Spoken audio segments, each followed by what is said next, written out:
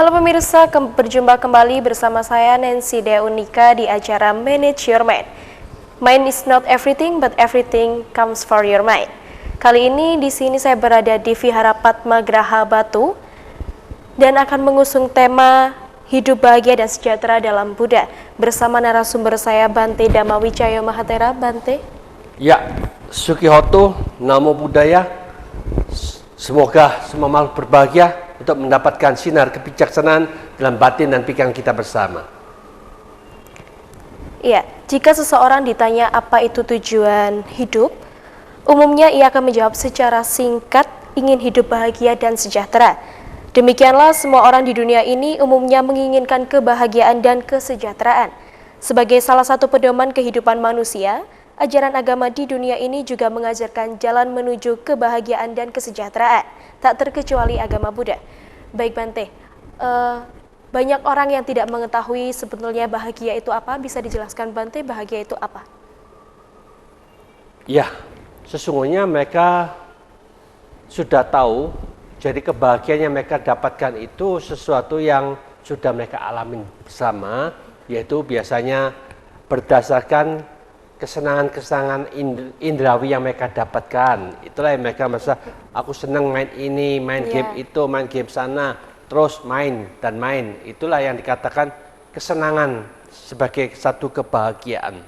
Tetapi sesungguhnya tujuan utama dari manusia itu lahir ke bumi adalah belajar dengan cermat, mengerti dengan jelas, apa sejelas-jelasnya tujuan kita.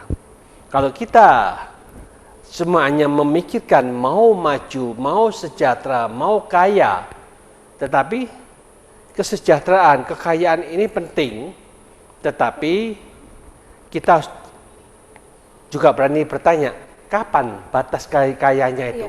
Makanya itu, tidak ada batas kekayaan itu, tidak ada batas yang dikatakan orang sukses itu sampai di mana. Makanya itulah yang dikatakan siapapun juga yang mau kaya nanti baru dia merasa bahagia, otomatis dari kecil sampai tua terus berjuang. Tetapi orang yang sudah kaya ketika dia tua, tidak pernah berhenti juga. Dia tetap berjuang terus. Karena kita perhatikan orang-orang yang kaya di Jakarta itu, mereka cerita, pagi itu jam 6 itu sudah keluar dari rumah untuk menuju ke kantornya masing-masing.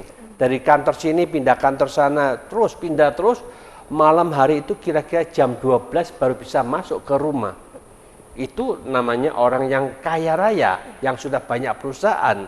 Memang mereka juga dulunya JG 0, tetapi berjuang dengan sungguh-sungguh akhirnya dia kaya.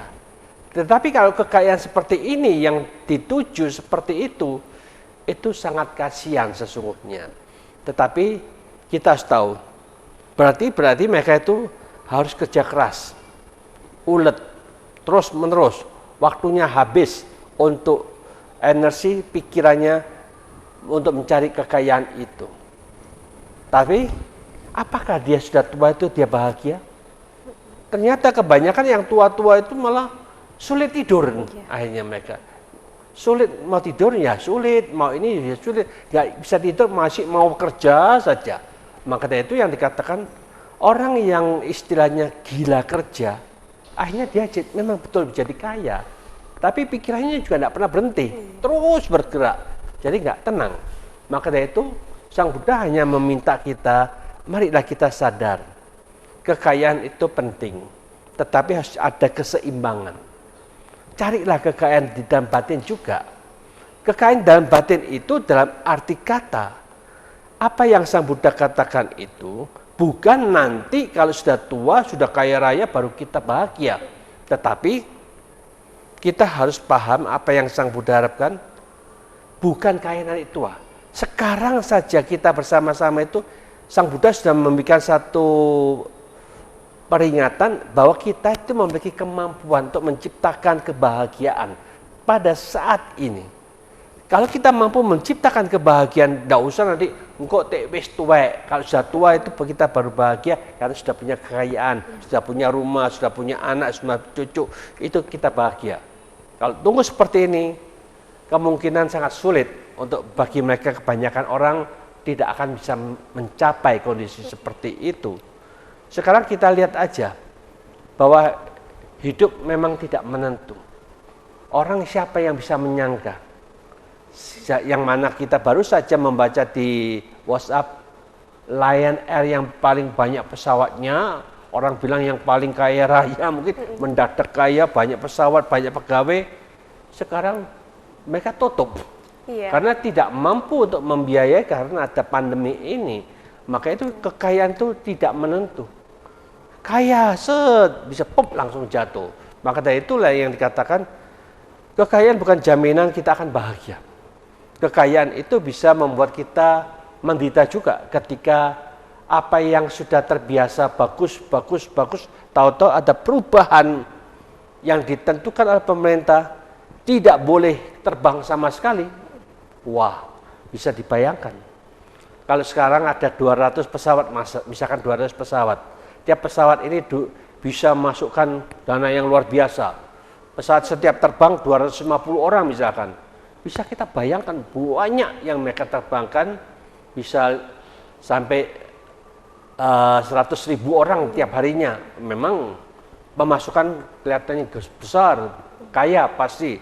Tahu-tahu dalam waktu 2 bulan, 3 bulan tidak terbang sama sekali.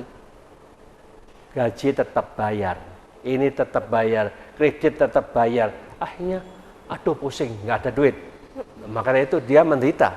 Kalau memang kekayaan itu sebagai sarana untuk dihitung akan mendatangkan kebahagiaan, seperti itulah. Tidak menentu, bisa membuat mereka menderita. Makanya itu Sang Buddha lebih fleksibel.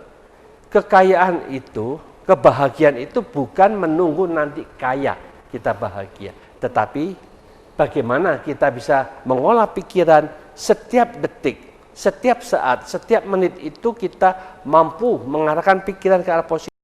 Karena positif itulah yang dikatakan kebahagiaan yang bisa kita ciptakan setiap detiknya. Jadi setiap kita jalan, setiap kita lari, setiap kita di mobil, setiap kita naik sepeda motor, dalam batin ini kita ucapkan aja yang positif. Sadar, damai, sadar, damai, sadar, damai. Atau kita sebut Buddho, Buddho atau Buddha. Sebanyak yang kita bisa lakukan, di mana ada munculnya positif, disitulah sesungguhnya sumber kebahagiaan. Siapapun yang bekerja pikiran sini ke arah positif terus-menerus, itulah sesungguhnya dia sudah tahu tujuan hidup untuk aktif menciptakan satu kondisi bibit yang kita tabur akan membuahkan yang positif ini, buah itu akan membawa kebahagiaan. Seperti itu semua bisa jalankan, nggak usah nanti tunggu kaya baru kita nih bahagia, itu salah besar. Jadi kita bisa jalankan dimanapun juga selama kita punya pikiran positif, dibangkitkan pikiran positif, pegangan positif ini kita kembangkan terus-menerus, itulah sumber kebahagiaan akan kita peroleh. Baik, berarti sumber kebahagiaan itu bukan dari kekayaan duniawi saja ya Bante ya? Ya itulah, jadi kan manusia kan punya persepsi yang berbeda-beda. Maka dari itulah yang kita lihat, mengapa Sang Buddha kata beliau itu adalah manusia yang paling bahagia di dunia ini, karena dia sudah melatih dirinya untuk membebaskan pikiran dari semua penderitaan. Jadi yang membuat beliau menderita itu tahu. Kita yang menderita itu karena kita tahu juga itu adalah salah kita sendiri yang mengarahkan pikiran masuk dalam penderitaan. Tetapi Sang Buddha sudah tahu caranya bagaimana mengarahkan pikiran untuk bebas dari penderitaan. Dia masuk menempatin tempat yang bebas dari penderitaan itu terus menerus, jadi beliau selalu bebas dari penderitaan. Itulah yang namanya teknik yang wajar, yang nyata, yang bisa dilihat, bisa dibuktikan dalam hidup ini. Nggak usah kok ngentenin kok mati mlebu surga itu bahagia. Sudah, itu ketinggalan zaman orang yang bicara seperti itu. Karena dia tidak tahu manajemen cara berpikirnya, sehingga tidak tahu bagaimana yang bahagia dan bagaimana yang membuat dia menderita. Jadi saat ini Sang Buddha tekankan surga bisa diciptakan. Selama kita punya pikiran positif, arah positif, ciptakan kebahagiaan setiap saat, itulah kita bisa membentuk setiap saat. Baik, kalau meditasi Bante, selain untuk melatih ketenangan, apakah bisa membuat orang bahagia Bante?